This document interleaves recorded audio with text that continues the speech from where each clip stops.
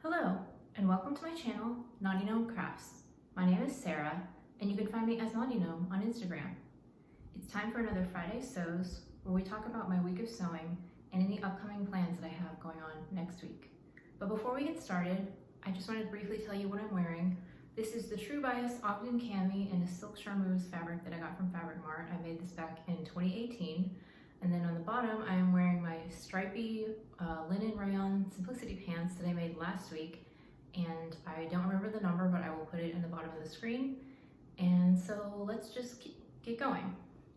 So last week in my Friday Sews episode, I believe I said I was going to start the Paper Cut Patterns Palisade pants. So I did print out the pattern, I taped it together, and I was in between sizes. I was between a size 2 and a 3. And I decided to cut out the 2, but when I was starting to do some of my pattern alterations, I realized that there were some major issues with fit. So unfortunately, the paper cut finished garment measurements, they're not super specific. Some pattern companies will list things like the thigh measurement and the calf measurement and the ankle measurement.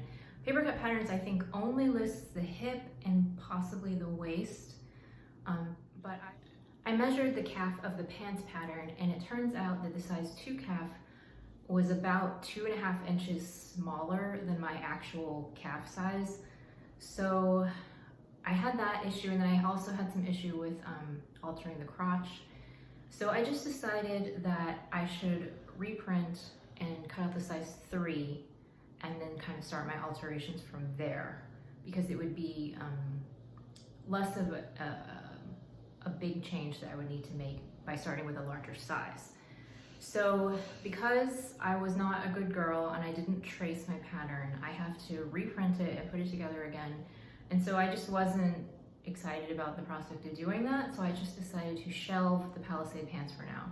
And I went on to my needle sharp box for this month, which is tea dresses, and the pattern that I received was the Deer Doe Reglisse. And there's 2 different versions. Version A, which is the one that I made, has a tie at the neck and then it has a sheared waistline, and version B has a faux button placket and an elastic waistline. So I made view A, and I will show you my finished dress. I actually just finished it today, and the fabric is this Rifle Paper Company rayon lawn in this purple color.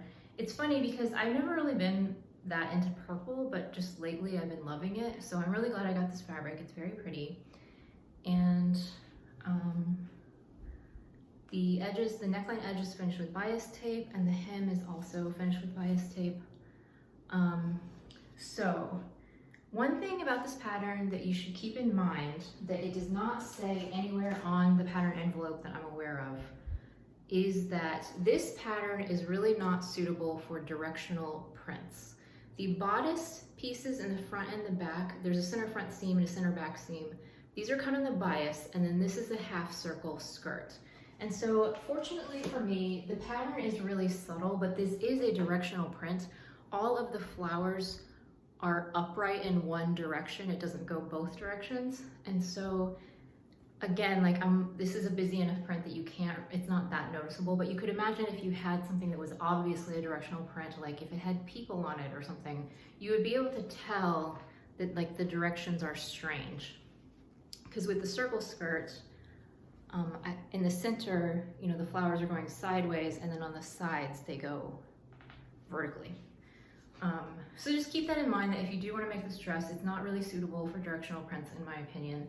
The other thing about this that I wish I had done differently is, so normally I do not follow cutting layouts, I just don't even look at them, but for the needle sharp boxes, I guess it's because I don't buy the fabric myself.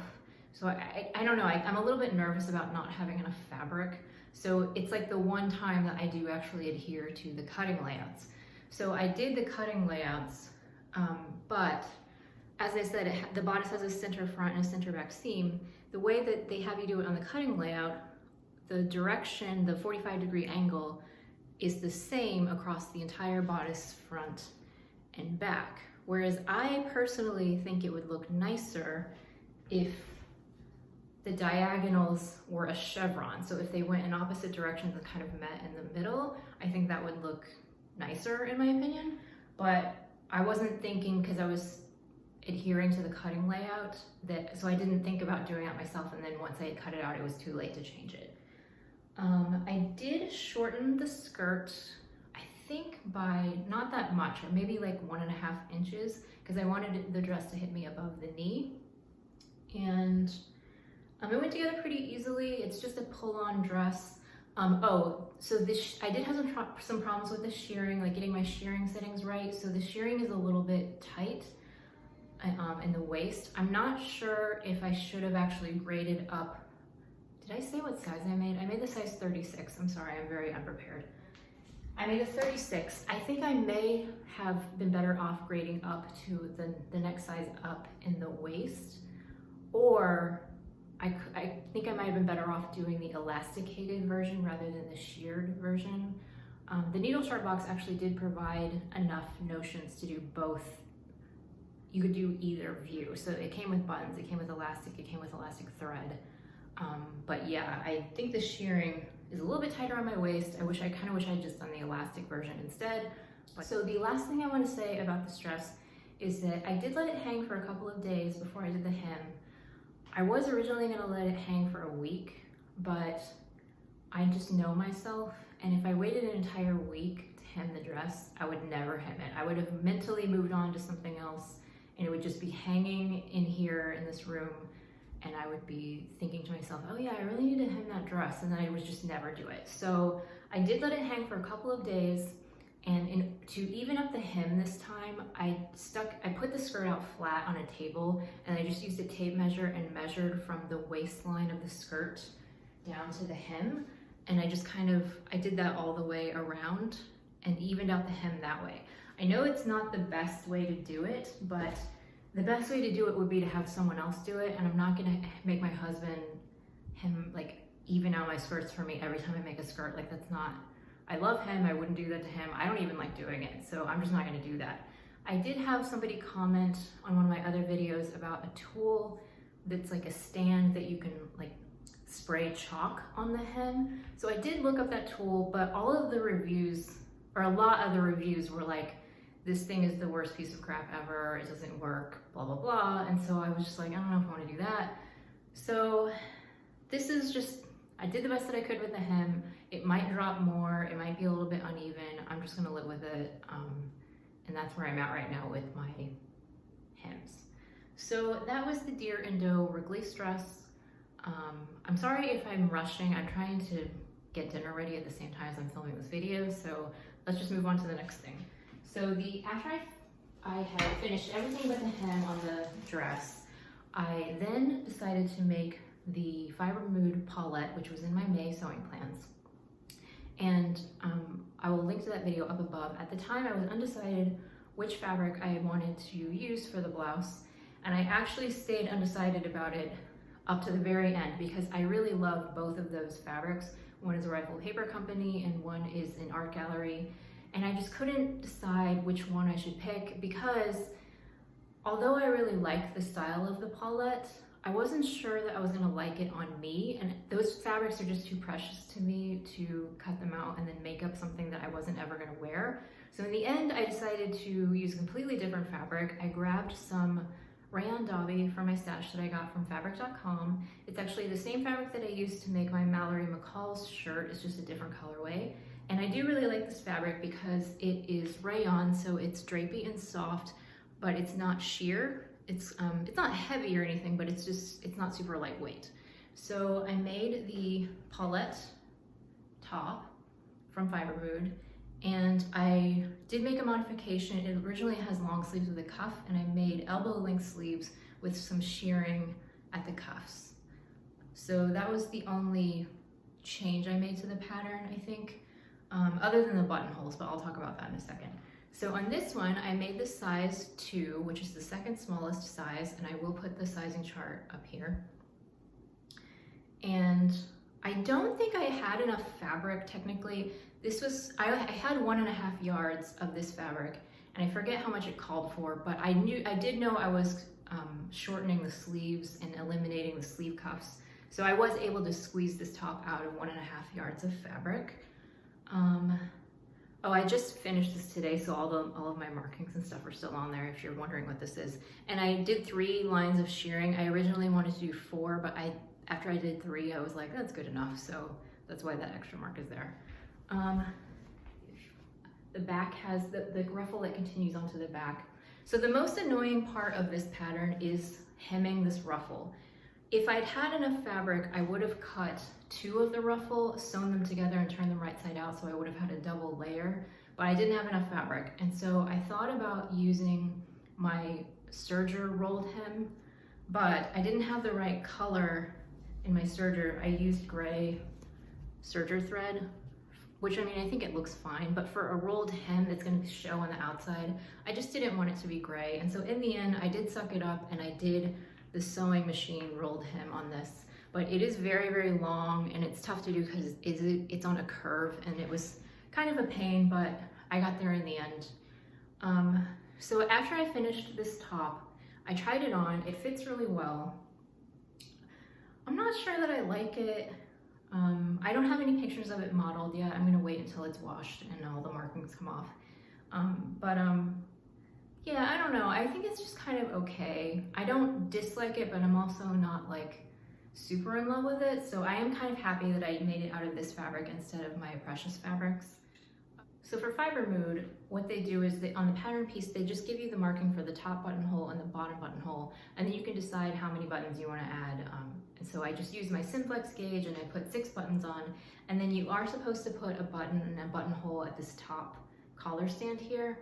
But I omitted that because I will never even button this button. I really, really hate the choky feeling on my neck. So I never, ever button my shirts all the way to the top. So it was just pointless to even have that on there, so I left it off.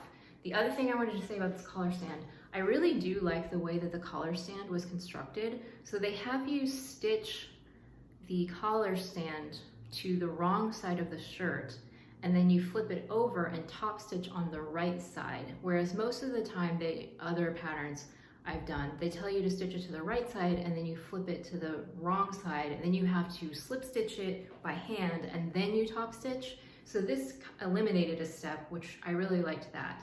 The other thing that I really liked about this pattern was that the markings and the notches were very helpful because they give you a lot of notches when you're attaching this ruffle to match up. So it makes it really easy to know, okay, this is how much I should gather in this section and this is how much I should gather in this section. And it was just very, very helpful. I thought this was drafted really well and I was impressed by that. The only thing about it that I didn't like is that Fibre Mood does 3/8 inch seam allowances, and I know you can change it, but I'm too lazy to do that. And so I don't like that there's only a 3/8 inch seam allowance for the ruffle, because it just doesn't give you a whole lot of space to make your gathering stitches. Normally I like to do 3 rows of gathering stitches to get a nice even gather, but because of that narrow seam allowance, I couldn't fit 3 rows of basting stitches in there. I had to just do 2. But other than that, I do like this top. I don't know that I would make another one, but yeah, I'm looking forward to trying this on with other things in my wardrobe and seeing how I feel about it. So that was the Fibre Mood Paulette blouse. So what am I gonna work on next week? Well, for the first time ever, I've actually completed all of my plans for May, and I still have about a week left, which is very exciting. So I was I felt a little bit free, like I could do anything. What do I want to sew next? And I think I'm gonna go back to sewing some knits at the end of the month. So I printed out and taped together 2 different patterns. I printed out the Vicky Sews Veronica top and also the Blama tank by Paradise Patterns. And they're 2 very similar looking tank tops, and I have 2 different bamboo rib fabrics, which actually, let me go get them and show them to you. So I have a meter of these 2 bamboo rib knit fabrics that I got from Blackbird Fabrics. They're the exact same substrate, they're just different colors. And what I wanted to do was make each one of these tanks that look very similar and just kind of do a little comparison and see which one I like better. So I did print out those patterns today. I got them taped together, but I haven't cut anything out yet. So that's what I'm gonna work on next week. The last thing I'm gonna leave you with is the little mini fabric haul. I went to Joann's over the weekend and I picked up 3 different cotton spandex jerseys. They were in their pop line, which I think is their juvenile line, but I really wanted specifically cotton jersey, and so I was kind of limited because I don't think that they have their like adult prints in cotton. They only have it in rayon or polyester. So I just chose from the kids section. It's fine. So I got 2 yards of this tie-dye yellow color, and I also got 2 yards of this. It's almost sort of like a tie-dye zebra print. It's a little bit weird, but I kind of like it, and it has blues and pinks. And then this one's my favorite. I got 1.5 yards. This was all they had left on the bolt of this stripy rayon. And I am not going to tell you what my plans are for these fabrics, but I am going to mention it in my Monday video, which is going to be my pattern haul. I finally filmed my pattern haul, and it will be live on Monday. So if you want to see what I'm going to make with these cotton spandex jerseys, you'll have to tune in to that video.